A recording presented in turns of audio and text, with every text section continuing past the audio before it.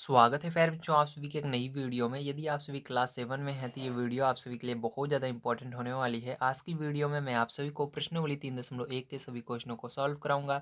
यदि आप सभी को प्रश्नावली 3.1 के किसी भी क्वेश्चन को सॉल्व करने में समस्या आ रही है या कोई ऐसा क्वेश्चन है जो समझ में नहीं आ रहा है तो आपको इस वीडियो को बड़े ध्यान से देखना है। इसके अंदर मैं आपको स्टार्टिंग से लेकर के बिल्कुल लास्ट तक के जितने भी क्वेश्चन है सबको बहुत ही आसान तरीके से सॉल्व करना सिखाऊंगा। तो पहला नंबर क्वेश्चन आपको दिया गया है, अपनी कक्षा के किन्हीं 10 विद्यार्थियों की ऊंचाइयों का प्रतिशत ज्ञात कीजिए। तो देखिए इसके अंदर आपको किस प्रकार से करना है, चलिए हम कॉपी पर चलते हैं और बढ़िया तरीके से इस क्वेश्चन को समझते हैं। तो देखिए फिर जो आपको कुछ इस प्रकार से चार्ट बनाना है। सबसे पहले आपको क्या करना है, इसके अंदर ध्यान से देखिएगा, ऐसा नंबर लिखना है, मतलब क्रम लिखना है, ठीक है। तो पहले नंबर पर देखिए कौन है, फिर इसके बाद देखिए पहले नंबर पर राम है, विद्यार्थियों का नाम इस कॉलम में रहेगा और इस कॉलम में ऊंचाई रहेगी। ध्यान से देखिएगा, इस कॉलम के अंदर सभी नंबर्स को लिखेंगे, इसके अंदर हम सभी नाम्स को लिखेंगे और इसके अंदर क्या लिखेंगे, ऊंचाई को लिखेंगे। अब देखिए ऊंचाई जो रहेगी फुट में रहेगी, ठीक। ध्यान से आप समझिएगा कैसे इसको करना है। तो इसके अंदर पहला नंबर हमारा राम है। राम कितने फुट का है, 5 फुट का है। जो रोहित है वो 4.2 फुट का है और जो रमन है वो 4.1 फुट का है। सुमन 5.2 फुट की है। अजय 4.7 फुट का है। सोनम 5.1 फुट की है और मयंक 4.9 फुट का है। रिया 4.8 फुट की है और सूरज 5.2 फुट का है और दिनेश 4.5 फुट का है, ठीक है। इस तरह से कुछ हमने क्या किया है, यहाँ पर चार्ट बनाया है। अब ध्यान से देखिएगा, इसके अंदर हमको क्या कह रहा है क्वेश्चन में, इसको तो हमने कर लिया। अब आगे कह रहा है आपको क्वेश्चन के अंदर कि हमको क्या करना है, ऊंचाइयों का परिसर ज्ञात करना है। अब ऊंचाइयों का परिसर आप कैसे निकालेंगे, आइए हम ध्यान से इस साइड समझ लेते हैं, ठीक है। तो देखिए फॉर्मूला होता है परिसर बराबर, इसको याद रखिएगा। तो लिखिएगा परिसर बराबर अधिकतम ऊंचाई, क्या होता है, अधिकतम ऊंचाई, अधिकतम ऊंचाई, ऊंचाई, ठीक है। और इसके अंदर से क्या करेंगे, माइनस कर देंगे हम जो हमारी न्यूनतम ऊंचाई है, छोटी जो सबसे छोटा है, ठीक है। तो न्यूनतम ऊंचाई, न्यूनतम ऊंचाई। तो ये कुछ इस आपका फॉर्मूला होता है। अब इसके अंदर हम मान को रख देते हैं, चलिए ध्यान से देखिएगा। अब इसके अंदर जब मान को रखेंगे तो देखिए क्या होगा, यहाँ पर सबसे अधिकतम ऊंचाई मतलब सबसे लंबा कौन है। तो देखिए 5 है, ये 5.2 है, 5.1 है, 5.2 है, तो सबसे ऊंचा 5.2, ठीक है। सबसे अधिकतम ऊंचाई क्या हो गई, 5.2 हो गई। और उसके बाद क्या करना है आपको, न्यूनतम ऊंचाई सबसे छोटे की लिखना है। सबसे छोटा इसके अंदर कौन है, ये 4.1 का है और ये 4.9, 4.8, 4.5। तो 4.1 वाला जो रमन है ये सबसे छोटा है, तो इसको माइनस कर देंगे 4.1, ठीक है। तो इस तरह से माइनस कर दीजिएगा। अब माइनस करोगे तो आपका क्या आएगा, ध्यान से देखिएगा। यहाँ पर देखिए 2 में से 1 जाएगा तो 0.1 आएगा आपका, ठीक है। 0.1 आएगा और दशमलव है, दशमलव लगा दीजिएगा, ठीक है। अब देखो 5 में से 4 को हटाइएगा, 1 आएगा, तो क्या आएगा यहाँ पर, यही क्या होगा, इसका परिसर हो जाएगा, ठीक है। तो इस तरह से आपको करना था, लेकिन इसके अंदर आपको आंसर में फुट लगा देना है क्योंकि ये मान जो है फुट में है, ठीक है। तो ये आपका आंसर हो जाएगा। चलिए अब इसके आगे देख लेते हैं हम क्वेश्चन को, सेकंड नंबर के किस तरह से हम करेंगे। देखिए दूसरा नंबर क्वेश्चन आपको दिया गया है, कक्षा के एक मूल्यांकन में प्राप्त किए गए निम्नलिखित अंकों को एक सारणीबद्ध रूप में संगठित कीजिए, ठीक है। तो हमको क्या करना है, इसको सारणी में बनाना है, मतलब हमको टेबल के रूप में इसको बनाना है, ठीक है। तो चलो हम देख लेते हैं इसको सारणी में किस तरह से आप बनाएंगे। तो यहाँ पर देखिए मैंने बना रखा है, आपको ध्यान से समझना है। सबसे पहले आपको क्या करना है, यहाँ पर पहले कॉलम में अंक को लिखना है, ठीक है। दूसरे कॉलम में आपको मिलान चिन्ह बनाने हैं और तीसरे कॉलम में आपको विद्यार्थियों की संख्या लिखनी है। अब कैसे इसको करना है, ध्यान से समझिएगा। अब देखो जो अंक हैं आपकी बुक में ये पहले से दिए गए हैं, इसको मैंने अपने आप नहीं लिखा है। इसके अंदर अगर आप ध्यान से देखें सभी अंक 1 से लेकर के 9 के बीच में है, ठीक है। तो आपको क्या करना है, सबसे पहले 1 से लेकर के 9 तक के अंक को लिख लेना है, संख्या को लिख लेना है। तो 1 2 3 4 5 6 7 8 9, ठीक है। उसका मिलान चिन्ह, तो मिलान चिन्ह का मतलब ये होता है कि हम यहाँ पर उसको लिखते हैं कितनी बार है। तो देखो एक कितनी बार है, अगर आप देखो इसके अंदर, ठीक है। तो एक इसके अंदर पूरी लाइन में एक बार ही है, तो यहाँ पर केवल एक लाइन इस तरह से खींच देना आप, ठीक। किस क्या करना है, एक लाइन खींच देना।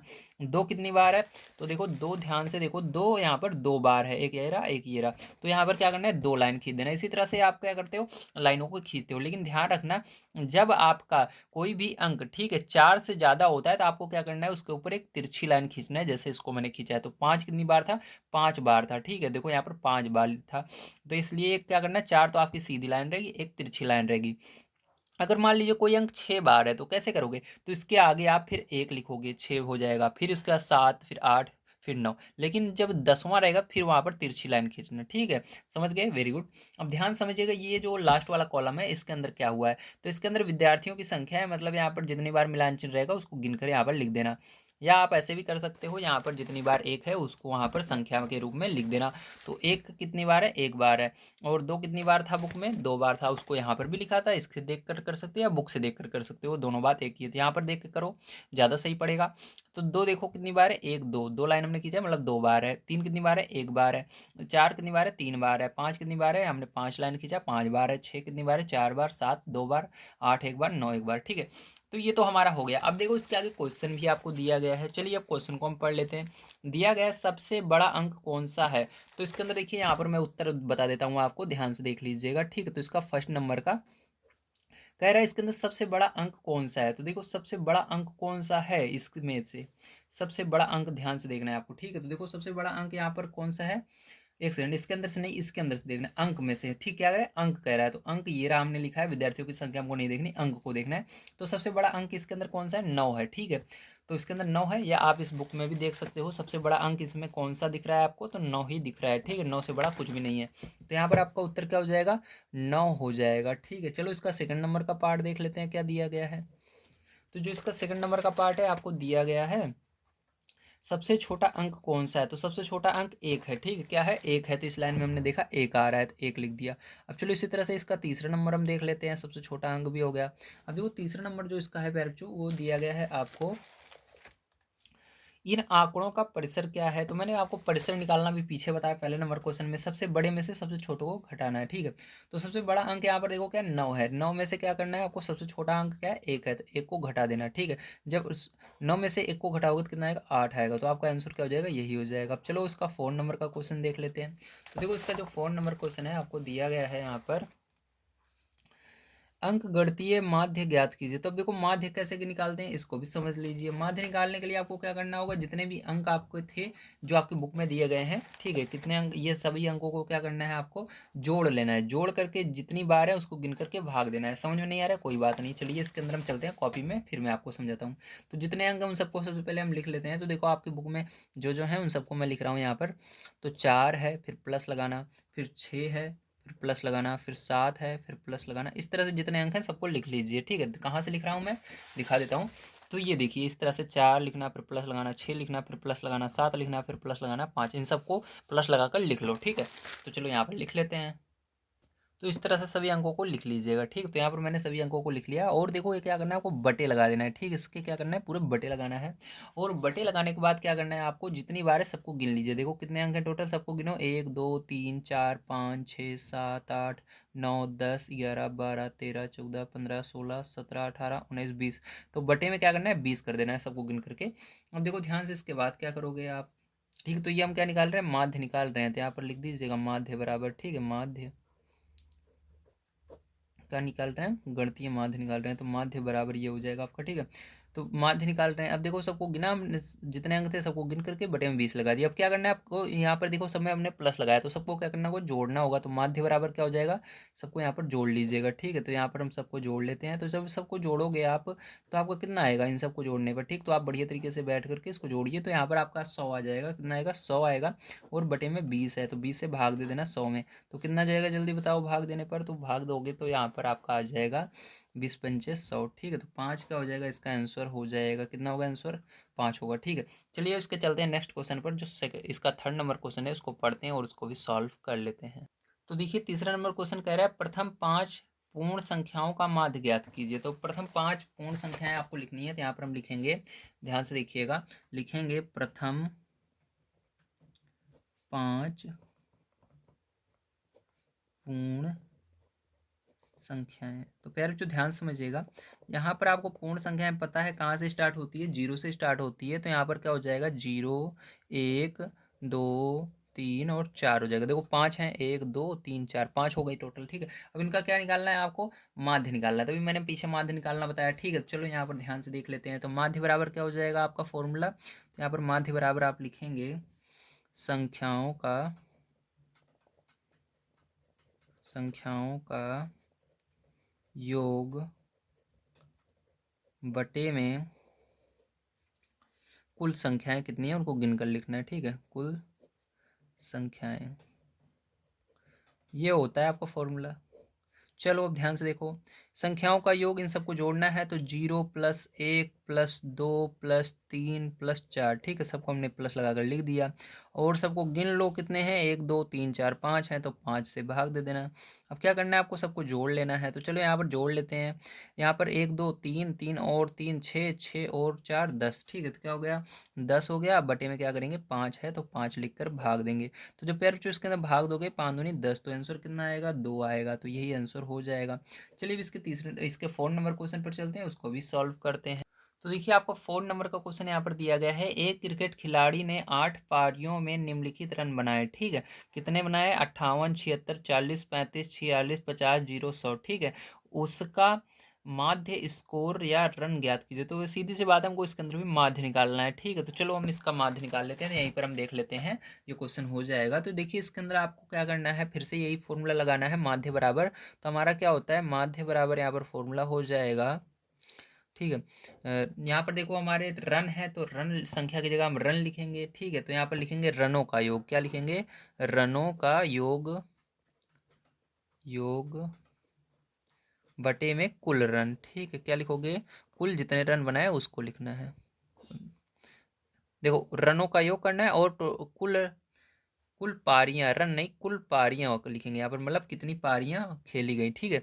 तो कुल पारियां, तो पारियां है, ये परियां नहीं है, ठीक है। आ की मात्रा है इसके अंदर, पारियां है, ठीक है।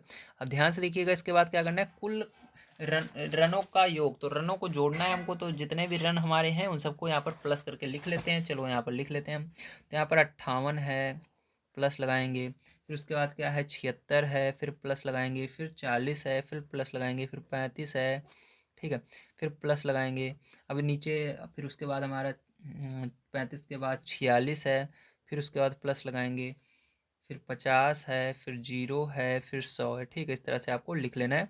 और देखो, टोटल कितनी पारियां खेली गई, इसको भी आपको बुक में ही दिया गया है। चलो हम देख लेते हैं। तो ये देखो, 8 पारियां खेली गई, या आप यहाँ से ही गिन सकते हो टोटल कितनी पारियां खेली गई, यहाँ पर भी आपको पता लग जाएगा, 8 ही हैं। तो 8 यहाँ पर लिख देंगे, ठीक है। अब क्या करना है, आपको यहाँ इन सबको जोड़ लेना है। जब आप इन सबको जोड़ोगे तो आपका 400 आता है। और 400 से क्या करना है, 400 में 8 से भाग दे देना है। जब इसके अंदर पैर जो आप भाग दोगे तो आपका कितना निकल कर आता है, 50 निकल कर आता है। तो यही क्या हो जाएगा, आंसर हो जाएगा इसका, ठीक है। माध्य क्या आ जाएगा, 50 आ जाएगा। चलिए इसके बाद देख लेते हैं इसका 5 नंबर क्वेश्चन किस प्रकार से होगा। तो 5 नंबर क्वेश्चन आपको दिया गया है, निम्नलिखित सारणी प्रत्येक खिलाड़ियों द्वारा 4 खेलों में अर्जित किए गए रन अंकों को दर्शाती है। सीधी सी बात है कि यहाँ पर क्या है, कि यहाँ पर 3 खिलाड़ी हैं, ठीक है, जो कि 4 खेल खेलते हैं। ये खेल नंबर 1 है, खेल नंबर 2, खेल नंबर 3, खेल नंबर 4, ठीक है। अब यहाँ पर हमको नीचे क्या कह रहा है, आइए पढ़ लेते हैं। दिया गया, अब निम्नलिखित प्रश्नों के उत्तर दीजिए। तो आपको क्या करना है, इनके उत्तर देने हैं। फर्स्ट नंबर है, प्रत्येक खेल में ए द्वारा अर्जित औसत अंक ज्ञात करने के लिए माध्य ज्ञात कीजिए। तो हमको क्या करना है, ए का माध्य निकालना है। तो चलिए ए का माध्य निकाल लेते हैं। तो ध्यान से देखिएगा, लिखेंगे नंबर 1 है हमारा ए का औसत माध्य,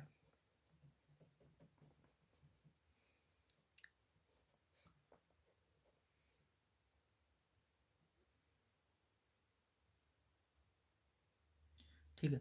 औसत माध्य की जगह औसत अंक भी हम लिख सकते हैं, क्योंकि हमको माध्य निकालना है। बस हम यहाँ पर औसत अंक निकालेंगे कि कितना निकला है, ठीक, बात एक ही होती है। तो ध्यान से देखिएगा, ए का औसत अंक क्या है इसके अंदर। तो सबका यहाँ पर क्या करना है, जितने भी खेल खेले हैं सबको जोड़ लेना है। तो यहाँ पर 14, 16, 10, 10, तो यहाँ पर क्या लिखे रहेंगे, इनको जोड़ लेंगे। 14, 16 प्लस 10 प्लस 10, ठीक है। टोटल कितने खेल इसने खेले हैं, तो देखो, खेल 1 2 3, चारों खेल इसने खेले हैं। ये खेल एक को भी इसने खेला है, इसको भी खेला है, इसको भी, मतलब 4 खेल खेले हैं टोटल। या यहाँ पर भी आप गिन सकते हो, 1 2 3 4, ठीक है। तो 4 से इसको भाग दे दीजिएगा। यहाँ पर भाग देंगे, देखो इससे पहले इसको जोड़ लेंगे। तो 16 और 14 जोड़ोगे तो आपका यहाँ पर 20 हो जाएगा। 20 10 30 10 40, तो कितना हो रहा है, एक सेकंड, 16 और 14 यहाँ पर 30 होगा। 30 30 40 50, कितने हो रहे हैं, 50 हो रहे हैं। भाग देंगे किससे, 4 से देंगे, ठीक है। 4 से भाग दे दीजिए इसके अंदर। तो जब इसके अंदर भाग दोगे आप, तो आपका कितना आ जाएगा, 4 एकम 4 आ जाएगा। और यहाँ पर 4, ठीक है। और यहाँ पर बचेगा आपका 10, 4 दूनी 8, दशमलव लगेगा, 4 पंचे 20, ये हो गया। तो क्या होगा, यही इसका आंसर आया। अब चलिए इसका सेकंड नंबर का पार्ट, इसका सेकंड नंबर का पार्ट देखते हैं क्या दिया गया है सबसे पहले। तो जो इसका सेकंड नंबर का पार्ट है, आपको दिया गया प्रत्येक खेल में सी द्वारा अर्जित माध्य अंक ज्ञात करने के लिए आप कुल अंकों को 3 से भाग देंगे या 4 से, क्यों? तो इसके अंदर पूछ रहा है कि सी का अगर आपको औसत माध्य निकालना है, ठीक है, क्या निकालना है, औसत माध्य निकालना है या माध्य निकालना है, जैसे भी हमने इसका निकाला ए वाले का, तो आप 3 से भाग देंगे या 4 से? तो हम कितने से भाग देंगे, 3 से भाग देंगे, क्योंकि इसके अंदर देखो इसने एक खेल खेला है, 2 खेल खेला है, इसको नहीं खेला, इसको खेला है। तो देखो इसने 1 2 3 खेल ही खेला है, इसलिए हम इसके अंदर 3 से भाग देंगे। तो इसके अंदर आइए हम लिख लेंगे। तो इसके अंदर लिखेंगे हम लिखेंगे इसके अंदर सी द्वारा अर्जित माध्य अंक ज्ञात करने के लिए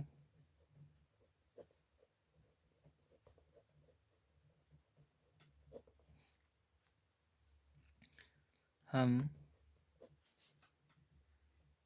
3 से भाग देंगे। अब इसके अंदर पूछ रहा था क्यों दोगे भाग, ठीक है, इसको भी बताना है। तो चलिए इसको भी हम लिख लेते हैं, क्योंकि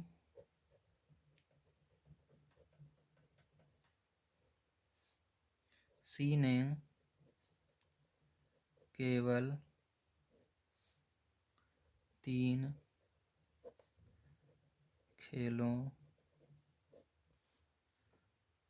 को खेला है। इस तरह से आप लिख देंगे, ठीक है। तो ये आपका आंसर हो जाएगा। चलिए इसके बाद देख लेते हैं इसका अगला क्वेश्चन, जो कि है इसका थर्ड नंबर का है ना। थर्ड नंबर का पार्ट देखिए, इसके अंदर दिया गया है बी ने सभी 4 खेलों में भाग लिया है, आप उसके अंकों का माध्य किस प्रकार ज्ञात करेंगे। तो इसका भी आपको माध्य ज्ञात कर लेना है। चलिए हम कर लेते हैं। तो यहाँ पर फिर से हम लिखेंगे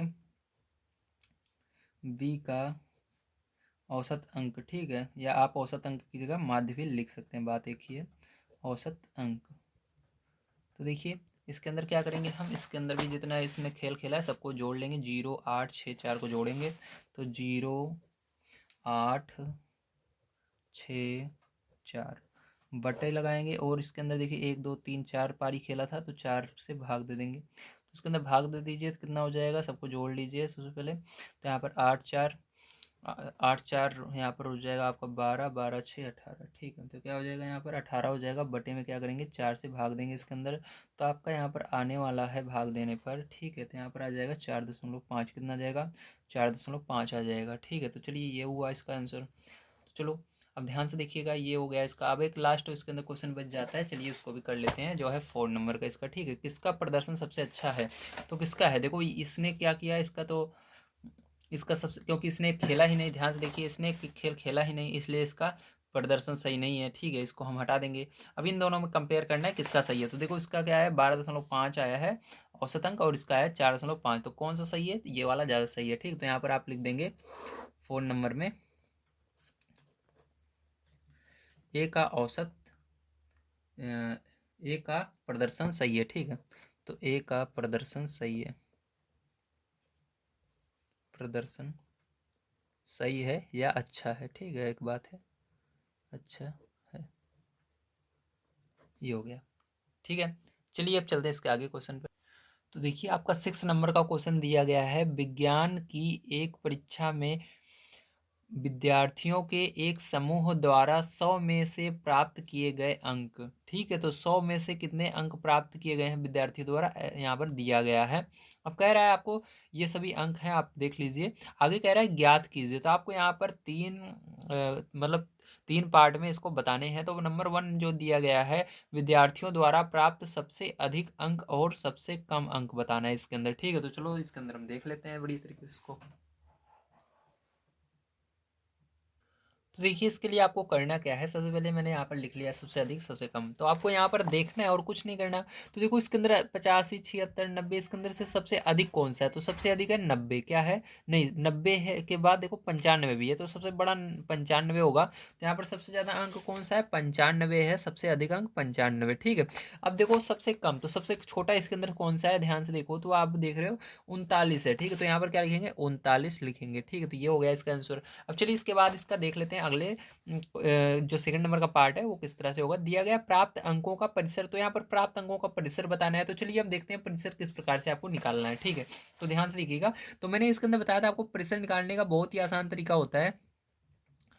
परिसर, जो सबसे अधिक अंक है उसमें से सबसे कम अंक को माइनस कर दिया जाता है। ठीक है, तो इसके अंदर आपका फॉर्मूला होता है अधिकतम अंक, अधिकतम अंक माइनस न्यूनतम अंक, ये आपका फॉर्मूला होता है ना। अब इसके अंदर से क्या करेंगे, अधिकतम अंक देखो अभी हमने निकाला कितना था, 95 था। न्यूनतम यानी कम वाला अंक अभी निकाला कितना था, 39 था। इसको माइनस कर देना इसमें से, तो आपका कितना आ जाएगा, 56 आ जाएगा। ठीक है, आएगा कि नहीं आएगा। ठीक है, तो ये क्या हो जाएगा, इसका आंसर हो जाएगा। अब चलिए इसका थर्ड नंबर का पार्ट देख लेते हैं क्या दिया गया है। तो इसका थर्ड नंबर का पार्ट आपको दिया गया है समूह द्वारा प्राप्त माध्य है। तो इसके अंदर समूह द्वारा प्राप्त माध्य मतलब इस पूरे का माध्य निकालना है। तो चलो हम माध्य निकाल लेते हैं, तो ध्यान से देखिएगा इसका माध्य कैसे निकालेंगे। ठीक है, तो देखो यहाँ पर हम लिखेंगे माध्य बराबर, तो आपको पता है माध्य निकालने का क्या फॉर्मूला होता है। ठीक है, तो माध्य निकालने के लिए हमको सभी अंकों को जोड़ना पड़ता है, तो इन सभी अंकों को हम जोड़ लेंगे। ठीक है, तो यहाँ पर फॉर्मूला मैं लिख देता हूँ, अंकों का कुल योग बटे में कुल संख्या। ठीक है, ये फॉर्मूला होता है। अब देखो ध्यान से, अंकों का कुल योग, तो सभी अंकों को जोड़ना होगा हमको, तो जितने भी अंक हैं सबको यहाँ पर प्लस लगाकर हम लिख लेते हैं। तो देखिए यहाँ पर सभी अंकों को लिख लिया। अब उसके बाद क्या करना है, आपको इसके पूरे के बटे लगा देना है इस तरह से आपको। ठीक है, उसके बाद कुल अंक कितने हैं सबको गिन लीजिए, 1 2 3 4 5 6 7 8 9 10। तो 10 है, तो 10 नीचे इसके लिख दीजिएगा। अब क्या करना है, आपको इन सबको ऊपर वाले को जोड़ लेना है। जब आप पूरे को जोड़ेंगे तो 730 आएगा, और भाग दे देना है 10 से। तो 10 से भाग देने पर यहाँ पर देना बहुत आसान है, 0 से 0 कैंसिल हो जाएगा। और यहाँ पर आपका क्या बच रहा है, यहाँ पर आपका बच रहा है 73, मतलब 73 बच रहा है। तो इसका क्या हो गया, इसका माध्य 73 हो गया। ठीक है, तो इसके अंदर माध्य बराबर क्या आया, 73 आ गया। तो बहुत ही आसान था। तो चलिए अब चलते हैं इसके बाद नेक्स्ट क्वेश्चन पर, जो है हमारा 7 नंबर का, और उसको देखते हैं किस प्रकार से आपको सॉल्व करना है। तो देखिए 7 नंबर क्वेश्चन दिया गया है, 6 कर्म क्रमागत वर्षों में एक स्कूल में विद्यार्थियों की संख्या निम्नलिखित थी। मतलब सीधी सी बात है कि यहाँ पर एक विद्यालय है जिसके अंदर 6 साल बच्चे पढ़े। ठीक, और उस 6 साल में कितने कितने बच्चे रहे हैं उनकी यहाँ पर संख्या दी गई है। तो पहले वर्ष 1555 थे, दूसरे वर्ष 1670 हुए, और तीसरे 1750, फिर 2013, फिर 2540, फिर 2820। ठीक, इस तरह से विद्यार्थी क्या हुए, हर वर्ष रहे। ठीक है, अब हमको क्या निकालना है आगे देखिए, इस समय काल में स्कूल के विद्यार्थियों की माध्य संख्या ज्ञात कीजिए। तो हमको माध्य निकालना है, तो यहाँ पर फॉर्मूला मैंने लिख लिया है, माध्य बराबर होगा विद्यार्थियों की कुल संख्या। तो देखो जितनी भी संख्या थी उसको यहाँ पर हम लिखेंगे, और कुल वर्ष कितने थे उसको लिखेंगे। तो देखो जितनी भी यहाँ पर संख्याएं हैं इन सबको जोड़ लेना है प्लस लगा करके। ठीक है, चलो हम लिख लेते हैं सबसे पहले। तो यहाँ पर पहला है 1555 है, फिर प्लस लगाएंगे, फिर उसके बाद 1670 है, प्लस लगाएंगे, 1750 है, प्लस लगाएंगे, 2013 है, प्लस लगाएंगे, फिर उसके बाद 2540 है, प्लस लगाएंगे, फिर उसके बाद 2820 है। ठीक है, इसको लगाएंगे। अब देखो टोटल कितने वर्ष हुए, तो 1 2 3 4 5 6 वर्ष हुए। तो बट्टे में क्या कर देंगे, कुल जितने वर्ष हैं उससे भाग देंगे 6 से। ठीक है, अब देखो सबको जोड़ लेना है, इसको इन संख्याओं को सबको ऐड कर लेना है। जब आप सबको ऐड कर लोगे पैरचो, तो आपका क्या आएगा, यहाँ पर आपको बड़ी तरीके से आप समझना है। ठीक है, जब सबको आप ऐड कर लोगे, तो यहाँ पर आपका आएगा 1 2 3 4 8। ठीक है, बटे में क्या है, 6 लिख देंगे। और ध्यान से देखिएगा, इसके बाद क्या करना है, इसके अंदर 6 से आपको भाग दे देना है। जब इसके अंदर 6 से भाग दोगे तो आपका 2058 आ जाएगा। तो क्या हो जाएगा, यही इसका आंसर हो जाएगा। तो माध्य संख्या बराबर आपका आ चुका है 2058। तो इस तरह से आप लिख लेंगे। ठीक है, समझ में आया, वेरी गुड। तो यही आंसर हो जाएगा। चलिए इसके बाद चलते हैं 8 नंबर क्वेश्चन पर, उसको पढ़ते हैं, उसको भी सॉल्व कर। तो देखिए 8 नंबर क्वेश्चन आपका दिया गया है, एक नगर में किसी विशेष सप्ताह के 7 दिनों में हुए वर्ष में निम्नलिखित रूप से रिकॉर्ड की गई। अब देखो इसके अंदर क्या हुआ है, ध्यान समझिएगा। इसके अंदर मतलब एक नगर है जिसके अंदर सप्ताह के, ठीक है, सप्ताह में हुई वर्षा, किस बारे में, वर्षा को में रिकॉर्ड किया गया, कितनी वर्षा हुई है, ध्यान से देखिएगा। तो इसके अंदर देखो दिन यहाँ पर दिया गया है जैसे सोमवार, और वर्षा दिया गया है। तो देखो सोमवार को कुछ भी नहीं हुई वर्षा, मंगलवार को इतनी हुई, बुधवार को इतनी, इस तरह से यहाँ पर सारे रिकॉर्ड दिया गया। ध्यान से देखिए पहला नंबर हमको कह रहा है उपयुक्त आंकड़ों से वर्षा का परिसर ज्ञात कीजिए। तो हमको क्या करना है, यहाँ पर परिसर निकालना है। तो चलिए परिसर का फॉर्मूला आपको मैंने बताया भी था, तो हम फिर से देख लेते हैं। तो यहाँ पर वर्षा का परिसर हमको निकालना है, तो यहाँ पर लिखेंगे वर्षा का परिसर, ठीक है, वर्षा का परिसर। अब देखो वर्षा का परिसर बराबर प्यारे जो क्या होगा, आपको पता है फॉर्मूला क्या होता है, अधिकतम वर्षा माइनस न्यूनतम वर्षा, ये हुआ है वर्षा माइनस न्यूनतम वर्षा, ठीक है। तो देखिए अधिकतम वर्षा, सबसे अधिक वर्षा किस दिन हुई थी उसको लिखना है, ठीक है, मतलब अधिक, सबसे अधिक वर्षा कौन सी थी। तो देखो 12.2 है यहाँ पर, और 20.5 है, तो बताओ इसमें से बड़ा 20.5, तो 20.5 यहाँ पर लिखेंगे, ठीक है, माइनस लगाएंगे। न्यूनतम वर्षा, कम से कम वर्षा कब हुई थी, तो देखो 2 दिन हुई थी, यहाँ पर सोमवार को भी हुई थी और बृहस्पतिवार कुछ भी नहीं हुई थी, ठीक है, तो ये दोनों एक ही हैं, तो लिख लेंगे 0.0, तो यहाँ पर 0.0। अब देखो इसको घटा देना, तो घटाओगे जीरो में से, अगर किसी संख्या में से जीरो घटाया जाता है वही आंसर आता है, आपको पता है, कुछ भी नहीं उसके अंदर परिवर्तन होता है, तो यही आंसर आ जाएगा 20.5 ठीक है। तो ये हो गया आपका पहला। अब चलो इसका सेकंड नंबर का पार्ट यहाँ पर देख लेते हैं। तो इसका सेकंड नंबर का पार्ट ध्यान से देखिए आप, तो यहाँ पर आपको दिया गया है इस सप्ताह की माध्य वर्षा ज्ञात कीजिए। तो इसके अंदर माध्य वर्षा भी निकालनी है आपको, तो चलो माध्य वर्षा निकाल लेते हैं। तो माध्य वर्षा, तो माध्य वर्षा बराबर आपको पता ही है क्या होता है फॉर्मूला, ठीक है। तो चलो फिर से मैं यहाँ पर बता देता हूँ। तो लिखेंगे यहाँ पर कुल वर्षा बटे में कुल दिन, ठीक है। तो ये होता है फॉर्मूला। अब देखो इस पर रख देते हैं, तो कुल वर्षा को जोड़ लेना है इसके अंदर। तो देखो 0.0 plus 12.2 plus 2.1 plus 0.0 plus 20.5 plus 5.5 plus 1.0, ठीक है। और देखो क्या करेंगे, इस पूरे के बटे लगाएंगे, और यहाँ पर कुल दिन कितने थे, 1 2 3 4 5 6 7, तो 7 दिन थे, 7 लिख देंगे। अब देखो सबको जोड़ लेना है ऊपर वालों को, तो जब सबको जोड़ लोगे पैर तो आपका कितना आ जाएगा, यहाँ पर 41.3 आ जाएगा, बटे में 7 लिख दीजिएगा, मतलब 7 से हमको भाग देना है। जब इसके अंदर आप भाग दे दोगे तो आपका कितना आएगा, यहाँ पर ध्यान से देखिएगा, थोड़ा ऊपर कर लेता हूँ। तो यहाँ पर जब आप भाग दे दोगे तो 5.9 आएगा, ठीक है, कितना आएगा, 5.9 चलो इसके बाद अगला क्वेश्चन हम पढ़ लेते हैं। तो अगला क्वेश्चन आपको दिया गया है यहाँ पर, कितने दिन वर्षा माध्य वर्षा से कम रही। तो आपको यहाँ पर बताना है, जो हमारा ये आंसर आया है, ठीक है, दूसरे नंबर का जो माध्य वर्षा निकली है, ये पूछ रहा है जो हमारे यहाँ पर माध्य वर्षा है उससे कितने कम है इसमें से, ठीक है। तो देखो कौन कौन से दिन कम है, जो माध्य वर्षा से, ये सोमवार भी कम है, यहाँ पर हमारे को देखना है 5.9 से जो कम है उस सबके दिन को लिख देना है। तो देखो 5.9 से ये वाला भी कम है सोमवार, तो यहाँ पर क्या लिख देना है आप, तीसरे में आप सोमवार लिख देना। उसके बाद देखो 5.9 से क्या ये कम है, नहीं ये ज़्यादा है, ये कम है 5.9 से, हाँ कम है, तो बुधवार लिख देना। उसके बाद देखो पैर चूज के बाद आपका ये भी कम है 5.9 से, तो बृहस्पतिवार लिख देना। उसके बाद देखो पैर चूज के बाद 20.5 ये बड़ा है, 5.9 से, ये वाला 5.5 छोटा है, तो इसको शनिवार भी लिख देंगे। और रविवार भी कम है क्योंकि 1.0 ही है, तो रविवार भी लिख देंगे, ठीक है। आगे लिख दीजिएगा, को वर्षा माध्य वर्षा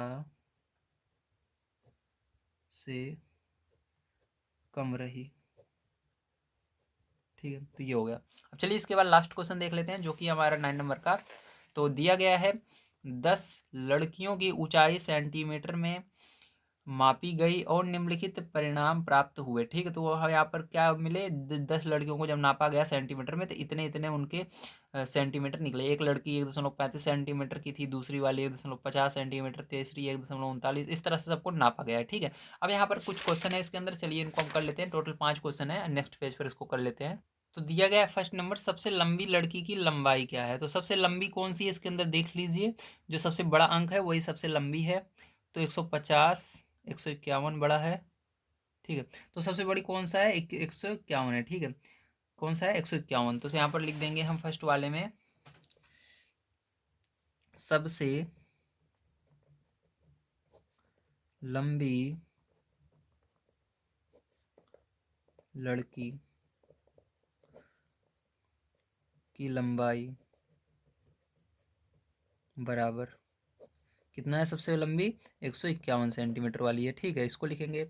उसके बाद चलिए सेकंड नंबर क्वेश्चन पर चल लेते हैं, देख लेते हैं इसको क्या दिया गया है। तो देखिए सेकंड नंबर क्वेश्चन आपको यहाँ पर दिया गया है, सबसे छोटी लड़की की लंबाई। तो चलो इसको भी हम लिख लेते हैं सेकंड नंबर में, सबसे छोटी लड़की की लंबाई। तो इसके लिए क्या करना होगा, आपको यहाँ पर देखना होगा सबसे छोटा अंक कौन सा है। ठीक है, तो चलो हम देख लेते हैं फिर से। इसके अंदर सबसे छोटा अंक देखिए, इसके अंदर 128 से छोटा कोई है नहीं है, तो 128 सबसे छोटा है, तो यहाँ पर 128 सेंटीमीटर लिख देंगे, यही सबसे छोटी लड़की है। ठीक है, चलो इसके बाद तीसरे नंबर क्वेश्चन पर चलते हैं, इसको भी पढ़ते हैं और सॉल्व कर लेते हैं। तो तीसरा नंबर जो इसका क्वेश्चन है, आपको क्या दिया गया है, आइए देख लेते हैं। तो यहाँ पर आपको दिया गया है, इन आंकड़ों का परिसर ज्ञात कीजिए। चलो हम परिसर निकाल लेते हैं। तो परिसर निकालना बहुत ही आसान है, आपको पता है। परिसर बराबर, तो इस सबसे बड़े वाले में से सबसे छोटे वाले को घटा दिया जाता है। सबसे बड़ी लड़की ये है 151 सेंटीमीटर की, और सबसे छोटी 128 सेंटीमीटर की। घटा दीजिए इसको, तो आपका कितना आ जाएगा इसको घटाने पर, तो जब आप इसको घटाओगे 23 सेंटीमीटर आ जाएगा।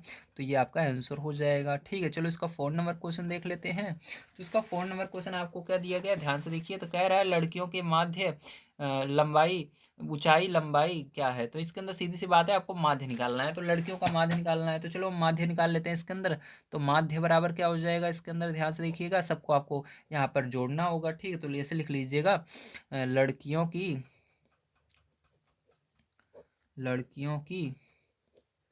कुल लंबाई बटे में लंबाई का योग, ऐसे आगे लिख लीजिए, बटे में कुल लड़कियां,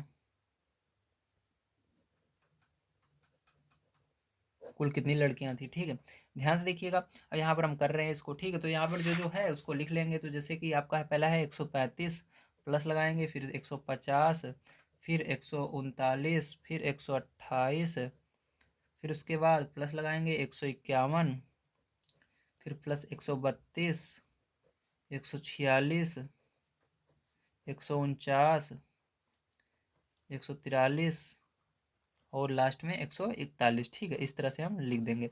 अब देखिए बटे लगाएंगे इसके बाद, और क्या करेंगे, यहाँ पर कुल लड़कियां कितनी हैं इनको हम लिख देंगे। तो देखो 1 2 3 4 5 6 7 8 9 10, तो टोटल कितनी लड़कियां हैं, 10 हैं, 10 लिख देंगे नीचे। अब क्या करना है, आपको इन सबको जोड़ लेना है जितना है। ठीक है, इसको जोड़ने के बाद आपका आएगा 14 14। ठीक है, मतलब 1414। अब देखो बटे में 10 है, 10 है, इसके अंदर भाग दे देंगे हम। तो जब आप इसके अंदर 10 से भाग दोगे पैर, तो देखो आपका क्या आ जाएगा, ध्यान से देखिएगा। तो यहाँ पर जब भाग दोगे तो आपका आएगा 141.4 सेंटीमीटर। कितना आएगा, 141.4 सेंटीमीटर। तो यही क्या हो जाएगा, आपका इसका आंसर हो जाएगा 4 नंबर के। तो लास्ट क्वेश्चन चलिए हम देख लेते हैं, इसका 5 नंबर का क्या है, और उसको पढ़ लेते हैं। तो ठीक है, और उसको सॉल्व करते हैं। तो 5 नंबर क्वेश्चन दिया गया है, कितनी लड़कियों की लंबाई माध्य लंबाई से अधिक है, मतलब ज़्यादा है। तो चलिए हम देख लेते हैं, गिन लेते हैं। ठीक है, तो यहाँ पर हमको गिनना होगा। तो चलो यानी 141 से जो ज़्यादा है, तो चलो 141 से ज़्यादा कितनी है, इसको यहाँ पर देख लीजिए, ऊपर ही देख लीजिए 141 से कौन सा ज़्यादा है। ये नहीं है, ये है एक, 141 से ज़्यादा होना चाहिए, ये भी नहीं है, ये है, ये है, ये है, ये है, ये नहीं है, क्योंकि 141.4 ये ज़्यादा है। ठीक है, तो 1 2 3 4 5 लड़कियों की है। तो यहाँ पर आप लिख दीजिएगा 5 नंबर में, यहाँ पर। ठीक है, क्या लिखोगे, 5 लड़कियों की ऊंचाई माध्य लंबाई से ज़्यादा है या अधिक है। ठीक, बात एक ही है, ज़्यादा है। ये हो गया। तो उम्मीद है पैर जो आप सभी को समझ में आया होगा किस तरह से इस प्रश्नावली को आपको सॉल्व करना था। आज की वीडियो में मैंने आप सभी को प्रश्नावली 301 के सभी क्वेश्चनों को सॉल्व कराया। यदि आप सभी को वीडियो पसंद आया हो तो प्लीज़ लाइक कीजिएगा, चैनल को सब्सक्राइब कीजिएगा। मिलते हैं अगली वीडियो में। वीडियो देखने के लिए धन्यवाद। आप सभी का दिन शुभ हो। Thank you very much.